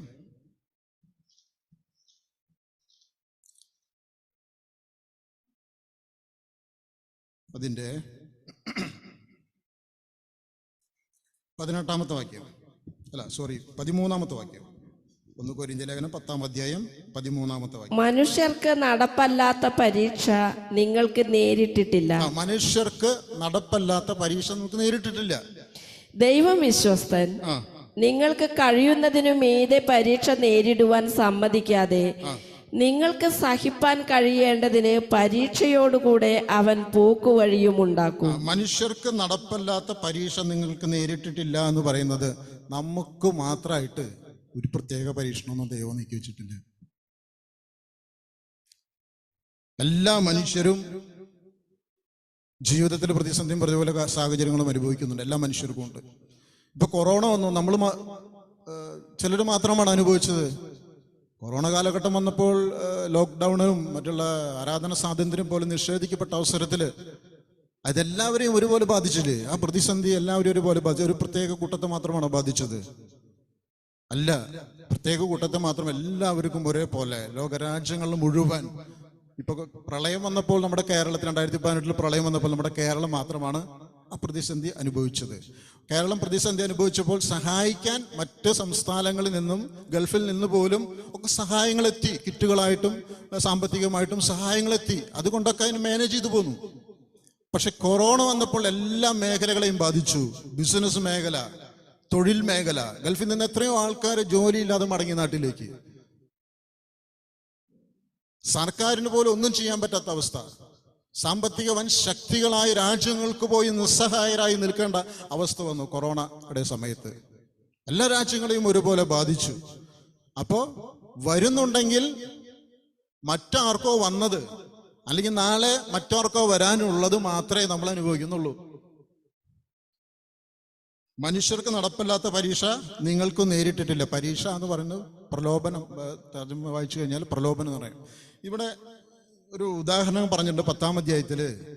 അതിൻ്റെ 6-ാം വാക്യത്തില് പറയുന്നു, ഇത് നമുക്ക് ദൃഷ്ടാന്തമായി സംഭവിച്ചു. അവർ മോഹിച്ചതുപോലെ, അതായത് മിസ്രയീമിൽ നിന്നും ഇസ്രായേൽ ജനത്തെ മോശ മുഖാന്തരം ചെങ്കടലിലൂടെ നടത്തി, മരുഭൂമിയിലൂടെ നടത്തി, വാഗ്ദത്ത ദേശമായ കനാൻ ദേശത്തേക്ക് പുറപ്പെട്ട ഒരു കൂട്ടം ജനം. ആ ഒരു കൂട്ടം ജനത്തിൽ മിക്കവരിലും ദൈവം പ്രസാദിപ്പിച്ചില്ല. പലരുടെയും മൃതദേഹം ചിതറി, പലരുടെയും ജീവിതം മരുഭൂമിയിൽ ചിതറിക്കപ്പെട്ടു. കാരണം എന്താണ്? കാരണം അവർ മോഹിച്ചതുപോലെ നാമും ദുർമോഹികൾ ആകാതിരിക്കേണ്ടതിന്. അതായത് ദുർമോഹം അവർക്കുണ്ടായി. ജീവിതത്തിൽ ഒരു പ്രതിസന്ധിയ, ദുർമോഹം ഒരു പ്രതിസന്ധിയ. ദുർമോഹം എന്ന് പറഞ്ഞാൽ ഇവിടെ ഉദ്ദേശിക്കുന്നത് അല്ല, ദുർമോഹം എന്ന പദം അവിടെ ഉദ്ദേശിക്കുന്നത് നമ്മുടെ ആവശ്യം, നമ്മൾ ഭക്ഷിക്കാനായിട്ട്, നമ്മുടെ ജീവിതത്തിലെ ദൈനംദിന കാര്യങ്ങൾ നടക്കാനായിട്ട് ഒരു സാധ്യതയും നമ്മൾ ഇല്ലാതെ വരുമ്പോൾ, ലൂക്കോസിന്റെ ശിഷ്യൻ പറയുന്ന പോലെ ഉപജീവന ചിന്ത, മദ്യപാനം, സുഖലോലുപത എന്നിവ കെണി പോലെ സംഭവിക്കാതിരിക്കുക. അപ്പൊ നമ്മുടെ ഉപജീവന ചിന്ത, എങ്ങനെ ജീവിക്കും, എന്ത് ചെയ്യും, നാളത്തെ കാര്യം എന്ത് ചെയ്യുമെന്നൊക്കെ ആലോചിച്ചുകൊണ്ട് നമ്മുടെ ഹൃദയം എന്താ പറയുക, ആകെ ഒരു വ്യാകുലമായ അവസ്ഥയിൽ ആകുന്ന അവസ്ഥ. നമ്മളെ വിളിച്ചിരിക്കുന്ന ദൈവം വിശ്വസ്തന. ഇസ്രായേലിനെ മിസ്രയീമിൽ നിന്ന് പുറപ്പെടുവിച്ച ദൈവം യഹോവയായ കർത്താവ്, നമ്മുടെ ദൈവമായ കർത്താവ്. അപ്പൊ അവർക്കും അതുകൊണ്ട് അവനിൽ ആശ്രയിച്ചത് കൊണ്ട് ചെങ്കടലിൽ കൂടി കടന്ന ജനം വലിയൊരു പ്രവൃത്തി, ദൈവത്തിന്റെ പ്രവൃത്തി കണ്ടിട്ടും ചില സന്ദർഭങ്ങളിൽ അവരുടെ പ്രതിസന്ധി അവരുടെ ജീവിതത്തിൽ വന്നപ്പോൾ എന്ത് ചെയ്തു? അവരുടെ ഹൃദയം മാറി ചിന്തിക്കാൻ തുടങ്ങി. നടക്കുവോ വല്ല കാര്യങ്ങൾ നടക്കുവോ, എൻ്റെ ജീവിതം പരാജയപ്പെടുവോ, എൻ്റെ ജീവിതത്തിലുള്ള കാര്യങ്ങൾ മുന്നോട്ട് പോകുമോ എന്നൊക്കെ ഒരു ചിന്ത വരും. ആ ചിന്ത എല്ലാവരുടെയും ജീവിതത്തിലുള്ളതാണ്, നമ്മുടെ ജീവിതത്തിൽ പ്രത്യേകമായിട്ടുള്ളൊരു കാര്യമല്ല. പക്ഷേ അവരിൽ ചിലർ ദുർമോഹികൾ ആയിത്തീർന്നു. അത് ഉദാഹരണം പറയാണ്. പിന്നെ ജനം തിന്നുവാനും കുടിപ്പാനും ഇരുന്നു കളിപ്പാൻ എഴുന്നേറ്റു എന്ന് എഴുതിയിരിക്കുന്നത് പ്രകാരം അവരിൽ ചിലരെ പോലെ നിങ്ങൾ വിഗ്രഹാരാധികളാകരുത്. വിഗ്രഹത്തിന്റെ ആ ആരാധന അവർക്ക് വരുവാൻ കാരണമായിരുന്നു. പുറപ്പാട് പുസ്തകത്തിൽ മോശെ ഇസ്രായേലിനുള്ള ദൈവിക പ്രമാണം സീനാ മലയിൽ വെച്ച് പ്രാപിക്കുമ്പോൾ മോശെ മലയിലാണ്. ഇവിടെ അഹരോനും ഇസ്രായേൽ മക്കളും ഉണ്ട്. അപ്പോൾ അഹരോനോട് പറഞ്ഞു, ഞങ്ങളെ മിസ്രൈമിൽ നിന്ന് പുറപ്പെടുവിച്ച് കൊണ്ടുവന്ന മോശയ്ക്ക് എന്ത് സംഭവിച്ചു എന്ന് ഞങ്ങൾക്കറിയില്ല. അതുകൊണ്ട് ഞങ്ങൾക്ക് ആരാധിക്കാനായിട്ടൊരു ദൈവത്തെ വേണം, ഞങ്ങൾക്ക് ആരാധിക്കാനായിട്ടൊരു ദൈവത്തെ ഉണ്ടാക്കി തരുമെന്ന് അവർ നിലവിളിച്ചതുകൊണ്ട് അഹരോൻ എന്ത് ചെയ്തു? അവരുടെ കാതുകളിലെ കുണുക്കുവിളയ്ക്കും പൊൻകുണുക്കുവിളയ്ക്കും പറിച്ച് പൊന്നുകൊണ്ട് ഒരു കാളക്കുട്ടിയെ വാർത്തുണ്ടാക്കി അതിനു മുമ്പിൽ ഇസ്രായേലെ മിസ്രൈമിൽ നിന്ന് പുറപ്പെടുവിച്ചു കൊണ്ടുവന്ന ദൈവം ഇതാണെന്ന് പറഞ്ഞ് ആ വിഗ്രഹത്തിന് മുമ്പിൽ ദൈവത്തിന് കൊടുക്കേണ്ട മഹത്വം അവർ കൊടുത്തു. ഒരു അരക്ഷിതാവസ്ഥയിൽ മോശയ്ക്ക് എന്ത് സംഭവിച്ചു എന്ന് ഞങ്ങൾക്കറിയില്ല. ഒരു അരക്ഷിതാവസ്ഥ അവിടെ നിലനിട്ടപ്പോൾ അവർ ദൈവിക മാർഗത്തിൽ നിന്ന് വ്യതിചലിച്ചുകൊണ്ട് തങ്ങളുടേതായിട്ട് മാർഗം കണ്ടെത്തിയപ്പോൾ അവിടെ അനേകരുടെ ജീവൻ നഷ്ടമായി തീർന്നു. നമ്മുടെ ജീവിതത്തിൽ എങ്ങനെയാ? നമ്മുടെ പ്രാർത്ഥനയ്ക്ക് ഒരു മറുപടി നമ്മുടെ കാവൽ ദൂതൻ നമ്മുടെ അടുക്കിലേക്ക് കൊണ്ടുവരുന്നത് വരെ നാം അക്ഷമരാകരുത്. നമ്മൾ വിളിച്ച ദൈവം വിശ്വസ്തന. നമ്മുടെ കർത്താവായ യേശുക്രിസ്തുവിന്റെ കൂട്ടായ്മയിലേക്ക് നിങ്ങളെ വിളിച്ചിരിക്കുന്ന ദൈവം വിശ്വസ്തനാണ്. യേശുക്രിസ്തുവിന്റെ കൂട്ടായ്മയിലേക്ക് നമ്മെ കൊണ്ടുവന്നിട്ടുണ്ടെങ്കിൽ നമ്മുടെ സകല ഭാരങ്ങളും പ്രയാസങ്ങളും ഏറ്റെടുത്തുകൊണ്ട് അവൻ നമുക്കെല്ലാ നല്ല നടത്തിപ്പും തരുവാൻ തക്കോണം സർവശക്തനാണ് ദൈവം. അതുകൊണ്ട് നമ്മുടെ പ്രതിസന്ധികളിൽ അരക്ഷിതാവസ്ഥയിൽ എന്ത് ചെയ്യരുത്? ചിലപ്പോൾ നമ്മൾ പ്രതീക്ഷിച്ച സമയത്താകില്ല ദൈവത്തിൽ നിന്ന് മറുപടി വരുന്നത്. നമ്മുടെ കാവൽ ദൂതൻ ദൈവസന്നിധിയിൽ നിന്ന് നമുക്കുള്ള മറുപടിയായി വരുന്നത് വരെ നാം ക്ഷമയോടുകൂടി കാത്തിരിക്കണം. എങ്കിൽ മാത്രമേ ദൈവത്തിന് പൂർണ്ണമായൊരു ഫലം കൊടുക്കുവാൻ തക്കോണം നമുക്കിട വരൂ. പ്രിയപ്പെട്ടവരെ, ദൈവിക മാർഗത്തിൽ നിന്ന് വ്യതിചലിച്ചുകൊണ്ട് ഒരു പകരം സംവിധാനം തേടിപ്പോകുന്നവരെ കുറിച്ച് പറയുക. ദൈവിക മാർഗത്തിൽ നിന്ന് വ്യതിചലിച്ചുകൊണ്ട് ഒരു പകരം സംവിധാനം നാം കണ്ടുപിടിക്കരുത്. ഒരു വിഗ്രഹാരാധനയിലേക്ക്, ഒരു അന്യ ആരാധനയിലേക്ക് നാം പോകരുത് എന്നുള്ളതാണ് ദൈവത്തിൻ്റെ വചനം ഇതിലൂടെ നമ്മെ പ്രബോധിപ്പിക്കുന്നത്. പിന്നെ അവരിൽ ചിലർ പരസംഗം ചെയ്തു. ഒരു ദിവസത്തിൽ 23,000 പേർ വീണുപോയി. അവരിൽ ചിലർ പരീക്ഷിച്ചു, ദൈവത്തെ പരീക്ഷിച്ചു. ദൈവത്തിന് ഞങ്ങളെ നടത്താൻ പറ്റുമോ? ദൈവത്തിൻ്റെ സംരക്ഷണം പോയോ? അവനെന്ത് പറ്റി? ദൈവത്തിന് പറ്റുമെന്ന് മോശയ്ക്കും കൂട്ടർക്കുമെതിരെ ദൈവത്തിനെതിരായി പിറുപിറുത്തപ്പോൾ അവരെ സംഹാരകൻ, അതായത് സംഹാരി വന്ന് നശിപ്പിച്ചു. സർപ്പങ്ങൾ അവരെ നശിപ്പിച്ചു. പിന്നെ ഇത് ദൃഷ്ടാന്തമായിട്ട് അവർക്ക് സംഭവിച്ചു. ലോകാവസാനം വന്നെത്തിയിരിക്കുന്ന നമുക്ക് ബുദ്ധി ഉപദേശത്തിനായി എഴുതിയിരിക്കുന്നു. 11-ാമത്തെ വാക്യം. ഇത് ദൃഷ്ടാന്തമായി അവർക്ക് സംഭവിച്ചു. ആർക്ക്? നമുക്ക് ദൃഷ്ടാന്തമായി അവർക്ക് സംഭവിച്ചു. ഇത് നമ്മൾ ഇവിടെ ഇങ്ങനെ ഒരു സംവിധാനം എന്നുണ്ടാകുമെന്ന് ദൈവത്തിനൊരു പദ്ധതി ഉണ്ടല്ലോ. അപ്പൊ നമ്മുടെ ആ പദ്ധതിക്ക് വേണ്ടി ദൈവം അന്ന് നടത്തിയ കാര്യങ്ങളെക്കുറിച്ച് ദൈവദാസന്മാരിലൂടെ പരിശുദ്ധാത്മാവ് ഇതിങ്ങനെ എഴുതി വെച്ചത് നമുക്ക് എന്തിനു വേണ്ടിയിട്ടാ? ദൃഷ്ടാന്തമായി നമുക്കൊരു ബുദ്ധി ഉപദേശത്തിന് വേണ്ടി എഴുതി വെച്ചിട്ടുള്ളതാ. ലോകാവസാനം വന്നെത്തിയിരിക്കുന്നത് നമുക്ക് ബുദ്ധി ഉപദേശത്തിനായി എഴുതിയിരിക്കുന്നു. ആകയാൽ ഞാൻ നിൽക്കുന്നു എന്ന് തോന്നുന്നവൻ വീഴാതിരിപ്പാൻ നോക്കിക്കൊള്ളട്ടെ. എനിക്കിതൊന്നും സംഭവിക്കില്ല. എനിക്ക് ദൈവത്തിനെതിരെ പുറപ്പെടേണ്ടി വരില്ല. എനിക്ക് വിഗ്രഹത്തെ ആരാധിക്കേണ്ടി വരില്ല. എനിക്ക് പരസംഗം ചെയ്യേണ്ടി വരില്ല. എനിക്ക് ദുർമോഹിക്കേണ്ടി വരില്ല. എനിക്ക് ഈ വക അബദ്ധങ്ങളിലൊന്നും ചെന്ന് ചാടേണ്ടി വരില്ല എന്ന് ഒരുത്തൻ തീരുമാനിക്കുന്നുവെങ്കിൽ ഇന്നല്ലെങ്കിൽ നാളെ ആ ഒരു പരീക്ഷാ കാലഘട്ടം, ഒരു പ്രലോഭന ഘട്ടം നമ്മുടെ ജീവിതത്തിൽ കടന്നു വരാനിടയുണ്ട്. ആകയാൽ നിൽക്കുന്നു എന്ന് തോന്നുന്നവൻ, എനിക്കങ്ങനെ ഒരിക്കലും സംഭവിക്കില്ല എന്ന് ഉറച്ചിട്ടുണ്ടെങ്കിൽ ദൈവമായ കർത്താവ് പറയാ, അവൻ വീഴാതിരിക്കാൻ സൂക്ഷിച്ചു കൊള്ളട്ടെ. പ്രലോഭനത്തിൽ വീഴാതിരിക്കാൻ, ദൈവക്രോധത്തിൽ വീഴാതിരിക്കുവാൻ, സംഹാരികൾ നശിപ്പിക്കപ്പെടാതിരിക്കുവാൻ, ദൈവിക ബാധ സംഭവിക്കാതിരിക്കുവാൻ അവൻ സൂക്ഷിച്ചു കൊള്ളട്ടെ എന്നാണ് പറയുന്നത്. എന്നിട്ട് പറയുകയാണ്, മനുഷ്യർക്ക് നടപ്പല്ലാത്ത പരീക്ഷ നിങ്ങൾക്ക് നേരിട്ടിട്ടില്ല. വിശ്വസ്തൻ. ഞാൻ മറ്റൊരു തർജ്ജമ നോക്കിയപ്പോൾ ഇങ്ങനെയാണ് കണ്ടത്. മനുഷ്യർക്ക് നടപ്പല്ലാത്ത പരീക്ഷ നിങ്ങൾക്ക് നേരിട്ടിട്ടില്ല, പക്ഷേ നമുക്ക് ദൈവത്തിലെ ആശ്രയിക്കാമല്ലോ.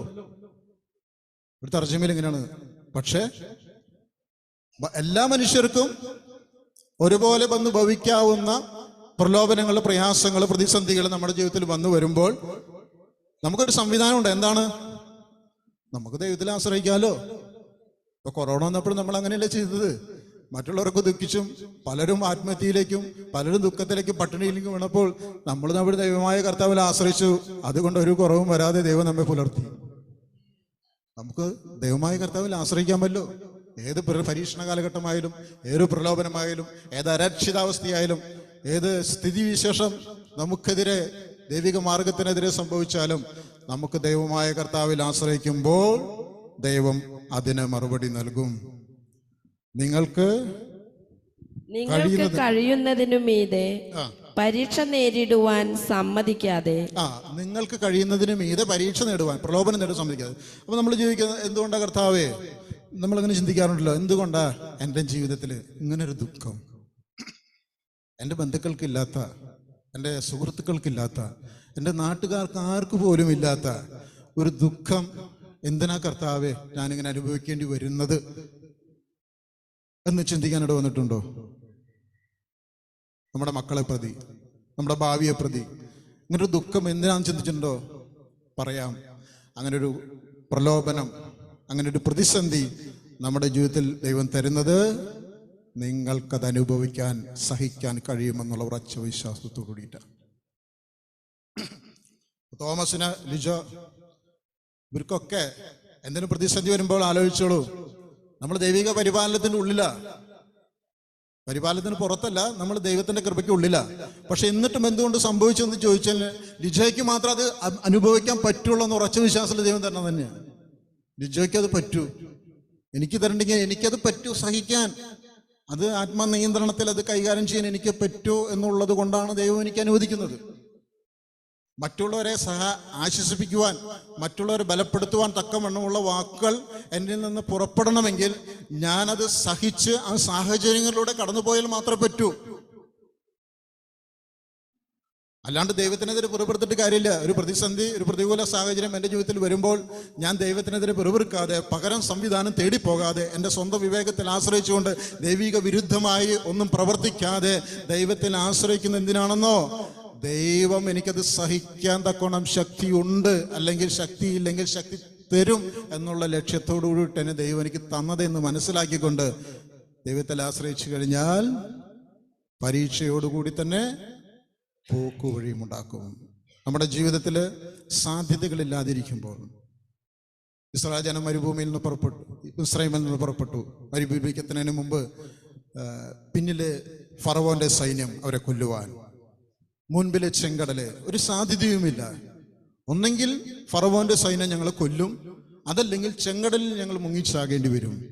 ചെകുത്താനും കടലിനും മധ്യ എന്നൊരവസ്ഥയിലേക്ക് വന്നപ്പോൾ ഒരു സാധ്യതയുമില്ലായിരിക്കെ, പക്ഷെ ദൈവത്തിനറിയാം ചെങ്കടൽ പിളർന്ന് എനിക്കവരെ വഴി നടത്താൻ കഴിയുമെന്നുള്ള ഉറച്ച വിശ്വാസത്തോടുകൂടി തന്നെയാണ് ദൈവം അവരെ പുറപ്പെടുവിച്ചത്.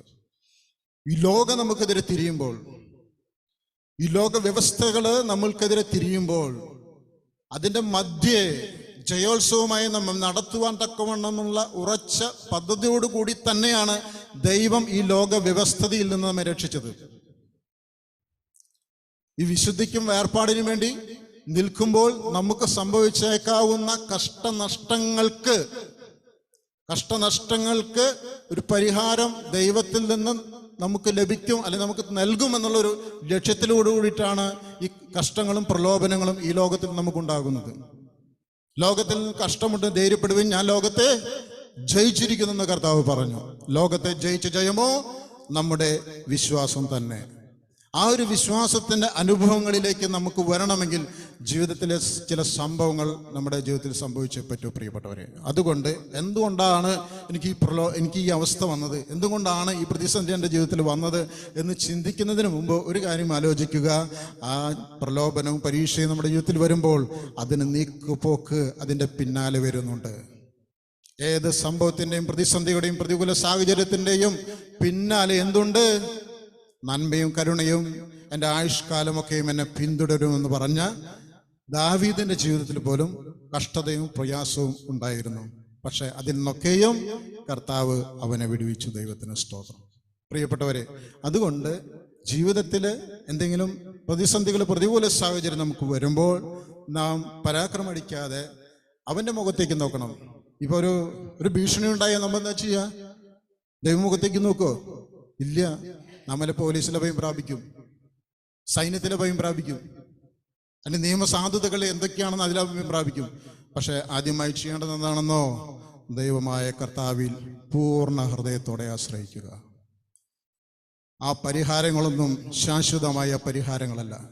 അത് വീണ്ടും വീണ്ടും നിന്നെ പീഡിപ്പിക്കുമ്പോൾ, വീണ്ടും വീണ്ടും ഭയപ്പെടുത്തുമ്പോൾ, ഭയപ്പെടുത്താതെ ദൈവത്തിൽ നിന്നുള്ള ഒരു പരിഹാരം നമ്മെ ആത്മധൈര്യത്തോടെ നടത്തുന്ന, നമ്മുടെ പരിപാലിക്കുന്ന ഈ ലോകത്തിലെ സൈന്യത്തെക്കാൾ നമ്മെ പരിപാലിക്കുവാൻ തക്കമുള്ള സ്വർഗീയ സൈന്യം നമ്മുടെ ചുറ്റും ഉണ്ട് എന്നുള്ളത് നമ്മുടെ അകക്കണ്ണ് തുറന്നൊന്ന് കണ്ടുകൊണ്ട് നമ്മെ പരിപാലിക്കുവാൻ അവൻ മതി. അവൻ പരിപാലിക്കാൻ അത് മതി. ഇന്ത്യൻ പ്രധാനമന്ത്രി ആയിരിക്കുമ്പോൾ എന്തിനാ ആദ്യം വെടിയേറ്റ് മരിച്ചത്? ഇത് സംരക്ഷണം ഉണ്ടായില്ലേ? പ്രൊട്ടക്ഷൻ അവർക്കുണ്ടായിരുന്നില്ലേ? പ്രൊട്ടക്ഷൻ കൊടുത്തിരുന്ന ആളെന്നെ വെടിവെച്ച് കൊന്നത്. അപ്പൊ അതിൽ ആശ്രയിച്ചിട്ട് വരെ രക്ഷയുണ്ടായോ?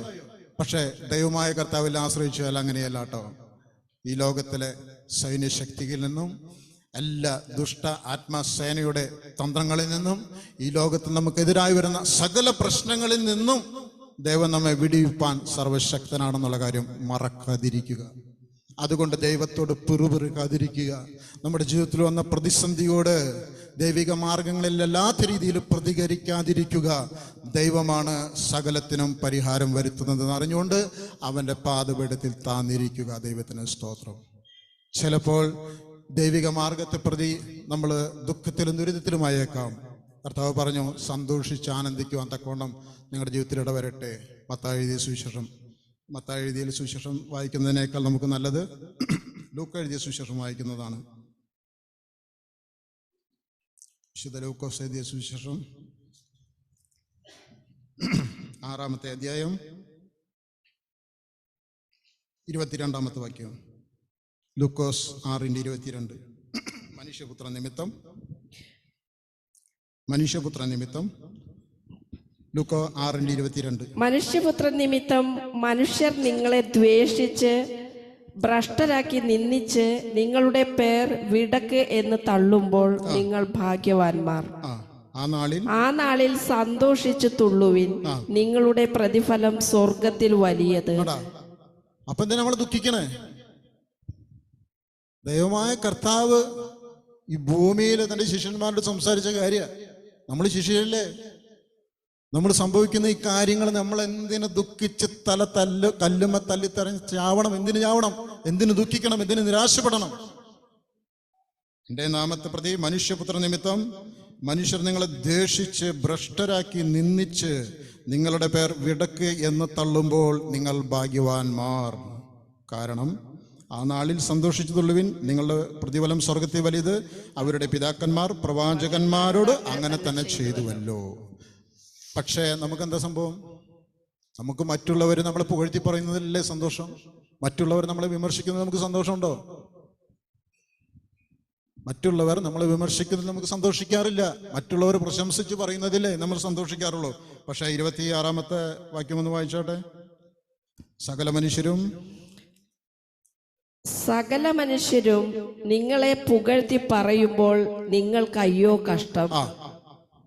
അപ്പൊ മനുഷ്യരുടെ അംഗീകാരത്തിനും മനുഷ്യരുടെ സ്നേഹത്തിനും ബഹുമാനത്തിനൊക്കെ വേണ്ടി പരിശ്രമിക്കുമ്പോൾ എന്ത് സംഭവിച്ചുകൊണ്ടിരിക്കും? അയ്യോ കഷ്ടം. ആ ദൈവപുത്രൻ തന്നെയാ പറയുന്നത്, ദൈവദാസന്മാരല്ല പറഞ്ഞത്. ദൈവത്തിന്റെ പുത്രൻ, ദൈവത്തിന്റെ വചനമായ യേശുവാണ് ഇത് സംസാരിച്ചത്. അപ്പോ മറ്റുള്ളവരുടെ പുകഴ്ച അനുഭവിക്കാൻ, അല്ലെങ്കിൽ എല്ലാവരുടെയും ബഹുമതിയും അംഗീകാരവും അനുഭവിക്കാൻ തയ്യാറെടുക്കുന്നതിന് മുമ്പ് ഈ കാര്യം ചിന്തിച്ചു കൊള്ളുക. ഈ ലോകത്തില് മുമ്പ് അവരുടെ പിതാക്കന്മാർ കള്ളപ്രവാചകന്മാരെ അങ്ങനെ ചെയ്തുവല്ലോ.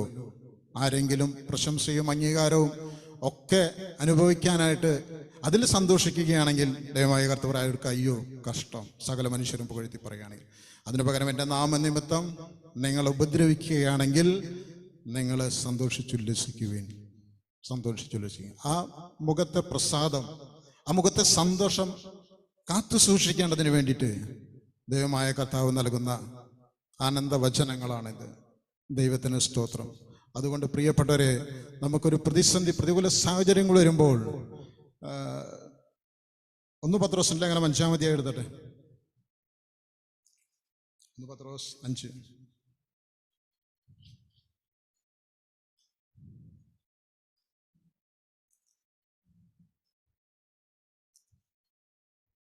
അഞ്ചാം അധ്യായം 8-ാമത്തെ വാക്യം.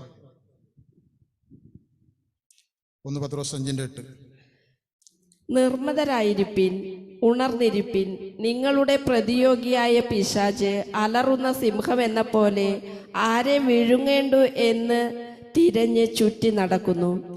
ലോകത്തിൽ നിങ്ങൾക്കുള്ള സഹോദരവർഗത്തിന് ആ വക കഷ്ടപ്പാടുകൾ തന്നെ പൂർത്തിയായി വരുന്നു എന്നറിഞ്ഞ് വിശ്വാസത്തിൽ സ്ഥിരമുള്ളവരായി അവനോട് എതിർത്ത് നിൽപ്പിൻ. ഉണ്ടോ? പിശാചിൽ നിന്ന് ഈ അന്ത്യകാലഘട്ടത്തിൽ വിശ്വാസികൾക്കുള്ള പ്രതിയോഗി, നമ്മുടെ പ്രതിയോഗിയായ പിശാച് എങ്ങനെയെങ്കിലും കുറെ എണ്ണത്തിനെ നശിപ്പിച്ച് കളയണം, എങ്ങനെയെങ്കിലും കുറെ എണ്ണത്തിൻ്റെ മനസ്സിൽ അവിശ്വാസം പടർത്തി വിശ്വാസത്തിൽ നിന്ന് വ്യതിചലിപ്പിച്ച് കളയണം, എങ്ങനെയെങ്കിലും കുറെ എണ്ണത്തിൻ്റെ ജീവിതത്തിൽ അശുദ്ധി പടർത്തി അവരെ വിശുദ്ധിയിൽ നിന്നും തള്ളിക്കളയണം, എങ്ങനെയെങ്കിലും കുറെ എണ്ണത്തിൻ്റെ ജീവിതത്തിൽ അനിശ്ചിതത്വം കലർത്തി ആ അനിശ്ചിതാവസ്ഥയിൽ അനേകരെ ദൈവത്തിൽ നിന്ന് തള്ളിക്കളയണം എന്നുള്ള ഉദ്ദേശത്തോടു കൂടിയിട്ട് പിശാച് ആര് വിഴുങ്ങേണ്ടതെന്നറിഞ്ഞ് അവന് ചുറ്റി സഞ്ചരിക്കുകയാണ്. അതുകൊണ്ട് നിർമ്മതരായിരിപ്പിൻ, ഉണർന്നിരിപ്പിൻ. നിർമ്മതരായിരിപ്പിൻ എന്ന് പറഞ്ഞാൽ സമചിത്തതയുള്ളവരായിരിപ്പിൻ. സന്തോഷം വരുമ്പോൾ അതിൽ കൂടുതൽ സന്തോഷിക്കാൻ പോണ്ട, ദുഃഖം വരുമ്പോൾ അതിൽ കൂടുതൽ ഊന്നൽ കൊടുത്ത് കരഞ്ഞ കണ്ണീർ വാർക്കാൻ പോണ്ട.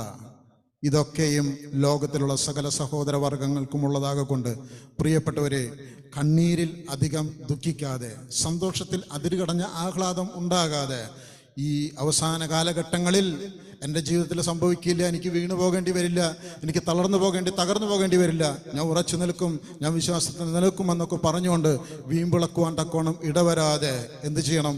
ദൈവമായ കർത്താവിൽ ആശ്രയിച്ചു കഴിഞ്ഞാൽ സഹിച്ചു നിൽക്കുവാൻ, അവസാനം വരെ സഹിച്ചു നിൽക്കുന്നവൻ രക്ഷ പ്രാപിക്കുമെന്നുള്ള കർത്താവിൻ്റെ വചനം നമ്മിൽ നിവർത്തിയാകേണ്ടതിന് ആ സഹിച്ചു നിൽക്കാനുള്ള വരം കർത്താവിൽ നിന്ന് നമുക്ക് ലഭിക്കും. ദൈവത്തിന് സ്തോത്രം. അപ്പോൾ ഒരു പിശാചിനും ഒരു ലോക വ്യവസ്ഥിതിക്കും ദൈവത്തിനെതിരായിട്ടുള്ള ഒരു പ്രവർത്തനത്തിനും നമ്മെ തകർക്കുവാനോ തളർത്തുവാനോ സാധിക്കാത്ത രീതിയിൽ അവൻ നിത്യജീവനിലേക്ക് നമ്മെ എത്തിക്കുവോളം നമ്മെ കാക്കും. നമ്മുടെ പ്രതിസന്ധി അവൻ അറിയാഞ്ഞിട്ടല്ല, നമ്മുടെ പ്രതികൂല സാഹചര്യങ്ങളും അറിയാഞ്ഞിട്ടല്ല. ദൈവത്തിന് സ്തോത്രം. ഒരിക്കൽ യേശു ജനങ്ങളോട് സംസാരിച്ചു തീർന്നതിന് ശേഷം അവർക്ക് 5 അപ്പം കൊണ്ട് ഒരു സദ്യ നടത്തി, 2 മീനും കൊണ്ട് സദ്യ നടത്തി. എന്നിട്ട് ജനക്കൂട്ടത്തെ പറഞ്ഞയച്ച് ശിഷ്യരോട് പറഞ്ഞു, നാം അക്കരയ്ക്ക് പോകാമെന്ന് പറഞ്ഞു. അക്കരയ്ക്ക് കയറുവാനായിട്ട് അവരെ വെള്ളത്തിൽ കയറ്റി അവരെ വിട്ടു യേശു. എന്നാൽ യേശു തനിച്ച് മലയിലേക്ക് പ്രാർത്ഥിക്കാൻ പോയി. കരയിൽ നിന്ന് ഏറെ ദൂരം പടക് നീങ്ങി ശിഷ്യന്മാർ മാത്രമേ ഉള്ളൂ. യേശു തനിച്ച് മലയിൽ പ്രാർത്ഥിക്കാൻ പോയിരിക്കുക. കുറെ കഴിഞ്ഞപ്പോൾ കാറ്റ് പ്രതികൂലമായി, തിരകൾ ഉയർന്നു, വള്ളം മുങ്ങത്തക്ക രീതിയിൽ തിരമാലകൾ ഉയർന്നപ്പോൾ അവർ ഭയപരവശരായി. കാറ്റിനെതിരെ, അവർ പ്രതിസന്ധിക്കെതിരെ അവർ തുഴഞ്ഞു നീങ്ങുന്നത് കർത്താവ് കണ്ടു. കർത്താവ് മലയിലിരുന്ന് കണ്ടു. പ്രാർത്ഥിക്കുമ്പോൾ ശിഷ്യന്മാരുടെ വ്യഥകള് അല്ലെങ്കിൽ അവർ അനുഭവിക്കുന്ന കഷ്ടത അവൻ കണ്ടു എന്ന് തന്നെയാണ് പറയുന്നത്. മർക്കോസ് എഴുതിയ സുവിശേഷം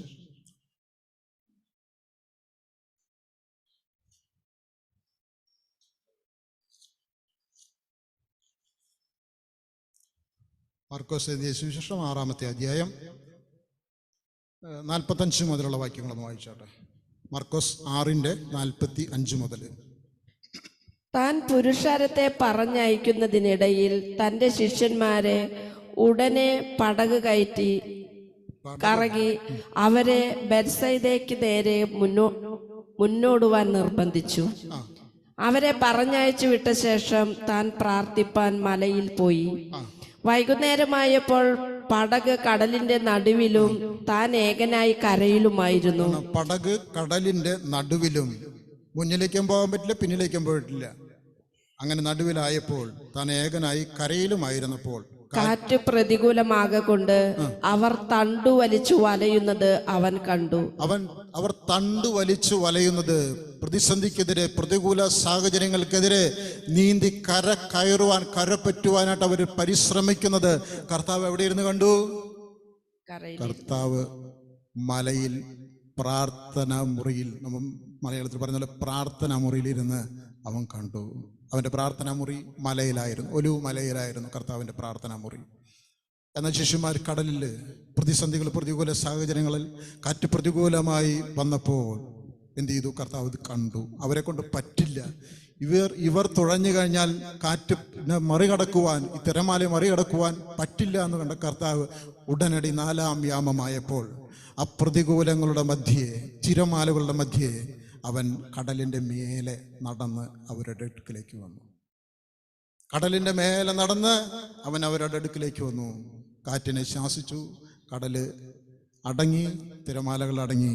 അങ്ങനെ അവരെ ശാന്ത തുറമുഖത്തെത്തിക്കുവാൻ തക്കോണം, അല്ലെങ്കിൽ അവരെ ലക്ഷ്യസ്ഥാനത്തെത്തിക്കുവാൻ തക്കോണം കർത്താവ് ഇടവന്നു. ദൈവത്തിന് സ്തോത്രം.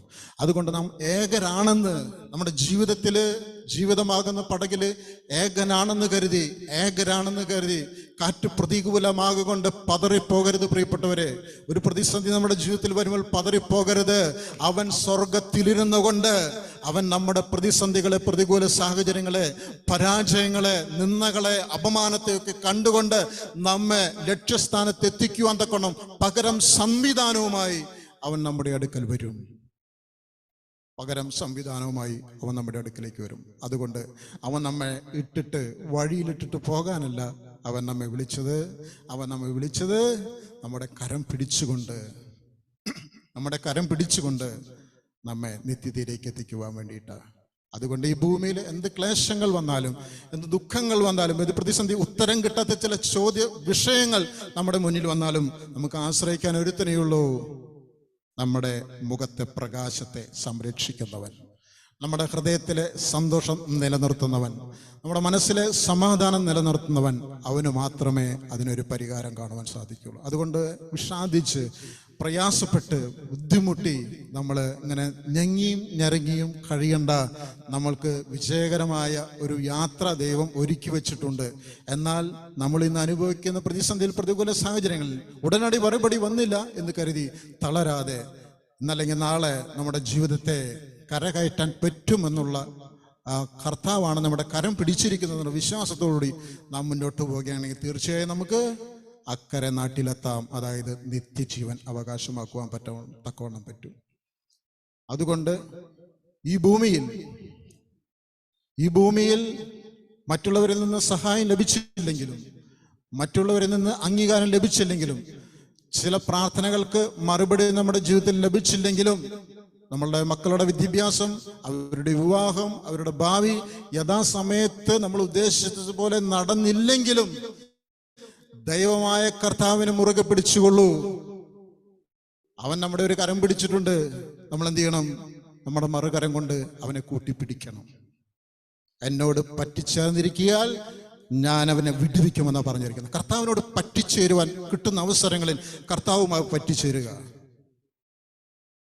ഈ ലോകത്തിലെ ചിന്തകളും വിഷയങ്ങളും പ്രയാസങ്ങളിലും നമ്മൾ മനസ്സ് പുണ്ണാക്കാതെ നമ്മുടെ രക്ഷകനായ ദൈവത്തെ ഒന്ന് മുറുകെ പിടിക്കാൻ പറ്റിയെങ്കിൽ, ഒന്ന് അല്പനേരം അവനുമായി അവന്റെ സന്നിധിയിൽ ഇരിക്കാൻ പറ്റുമെങ്കിൽ, നമ്മുടെ ഹൃദയം ആ ദൈവമായ കർത്താവിന്റെ സന്നിധിയിൽ ഒന്ന് പകരാൻ പറ്റുമെങ്കിൽ, ഏത് വിഷയത്തിനാണോ നമ്മുടെ ജീവിതത്തിൽ മറുപടി തരേണ്ടത് ആ വിഷയവുമായി അവൻ വരും. കാത്തിരിക്കുക.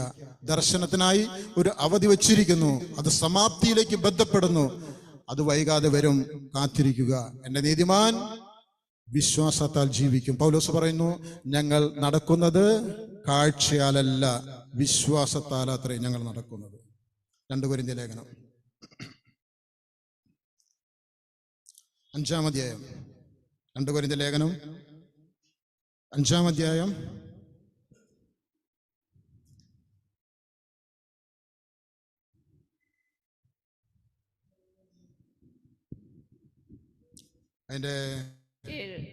7-ാമത്തെ വാക്യം. കാഴ്ചയാലല്ല വിശ്വാസത്താലത്രേ ഞങ്ങൾ നടക്കുന്നത്. അതെ, എങ്ങനെയാണ് നടക്കുന്നത്? ഞങ്ങൾ 6-ാമത്തെ വാക്യം, ആകയാൽ ഞങ്ങൾ എല്ലായ്പ്പോഴും ധൈര്യപ്പെട്ടും, അതായത് കർത്താവിൽ ആശ്രയിച്ചും കർത്താവിൽ ധൈര്യപ്പെട്ടും ശരീരത്തിൽ വസിക്കുമ്പോൾ ഒക്കെയും കർത്താവിനോട് അകന്ന് പരദേശികളായിരിക്കുന്നു എന്നറിയുന്നു. കർത്താവ് ശാരീരികമായി കർത്താവിൽ നിന്ന് അകലെയാണ്, സ്വർഗത്തിൽ നിന്ന് അകലെയാണ് നമ്മുടെ ശരീരം. പക്ഷേ നമുക്ക് മനസ്സുകൊണ്ട് സ്വർഗത്തെ അഭയം പ്രാപിക്കാമല്ലോ. നമ്മുടെ ഹൃദയം കൊണ്ട് ദൈവമഹത്വത്തിന്റെ വലതുഭാഗത്തേക്ക് ചെല്ലാമല്ലോ. പൗലോസ് പറയുന്നില്ലേ, നിങ്ങൾ ക്രിസ്തുവിനോട് കൂടി ഉയർത്തെഴുന്നേറ്റിരിക്കുന്നെങ്കിൽ ഈ ഭൂമിയിലുള്ളതല്ല ഉന്നതത്തിലുള്ളതിനെ ചിന്തിപ്പിൻ. നമ്മുടെ ചിന്തകളെ സ്വർഗത്തോളം ഉയർത്താമല്ലോ. ഈ ഭൂമിയിലെ നിസ്സാര കാര്യങ്ങൾക്ക് വേണ്ടി, ഇന്നല്ലെങ്കിൽ നാളെ മാറിപ്പോകുന്ന വിഷയങ്ങൾക്ക് വേണ്ടി നമ്മുടെ ജീവിതം, എത്ര കാലം നമുക്ക് ജീവിതം ദുഃഖം സഹിക്കണം? എത്ര കാലം നമുക്ക് വേവലാതിയും സഹിക്കണം? ഈ ഭൂമിയിൽ എത്ര കാലം സഹിക്കണം? ഈ ഭൂമിയിൽ വസിക്കുമ്പോൾ മാത്രമേ ഇതുള്ളൂ, കണ്ണീരുള്ളൂ, ദുഃഖമുള്ളൂ, രോഗമുള്ളൂ, ദുരിതമുള്ളൂ. പക്ഷെ ഇത് വിട്ട് കടന്നു കഴിഞ്ഞാൽ നമുക്ക് നിത്യമായ സന്തോഷം, സമാധാനമല്ലേ ലഭിക്കുക നിത്യതയിൽ.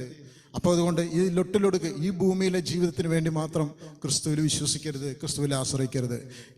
ഇത് നിസ്സാരമേ ഉള്ളൂ. ഇത് ഇന്നലെ കഴിഞ്ഞു പോയ ദിവസങ്ങളെ പോലെ, അല്ലെങ്കിൽ നമ്മുടെ ജീവിതം തന്നെ നിസ്സാരമായി കാണുന്ന എന്ന് പറയും. ഇപ്പോൾ മോശ പറഞ്ഞു, ഞങ്ങളുടെ നാളുകൾ എണ്ണുവാൻ ഞങ്ങളെ പഠിപ്പിക്കണമേ എന്ന് പറഞ്ഞു. 103-ാം സങ്കീർത്തനത്തിൽ, അത് 90-ാം സങ്കീർത്തനത്തിലാണ്. 90-ാം സങ്കീർത്തനം, ഞങ്ങളുടെ നാളുകൾ എണ്ണുവാൻ ഞങ്ങളെ പഠിപ്പിക്കണമേ. 12-ാമത്തെ വാക്യം, 90-ാം സങ്കീർത്തനം 12-ാമത്തെ വാക്യം.